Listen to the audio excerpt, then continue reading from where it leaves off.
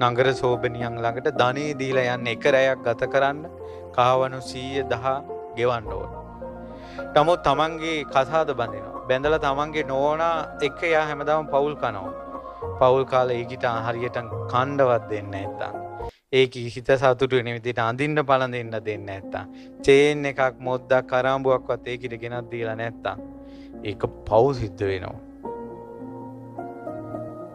පව් සිද්ධ වෙනවා. මේ කසාද බඳිනවා කියන එක සුළු ජීවිතයක් නෙමෙයි.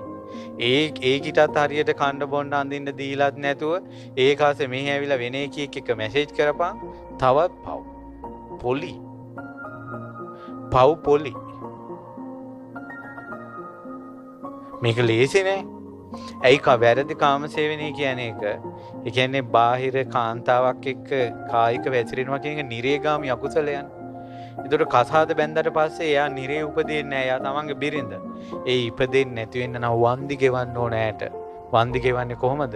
එයාට කන්න බොන්න දෙන්න ඕන. අඳින්න දෙන්න ඕන.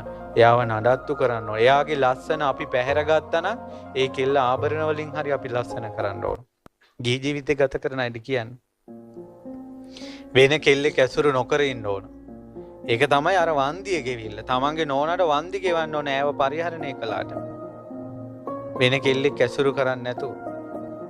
ඉතින් මේවා දන්නේ නැති නිසා මනුස්ස ලෝකේ උපන් අය පව් ටොං ගානක් කරගෙන මැරෙන්නේ. ඉතින් හරියනේ. ඉතින් නියසිලට ගත්ත පස් පිටක් වාගේ ප්‍රමාණයක් නේ දෙව්ලෝ යන්නේ. මහ පොළොව වාගේ ප්‍රමාණයක් අතර අපාය යනවා. කීම හේතුව?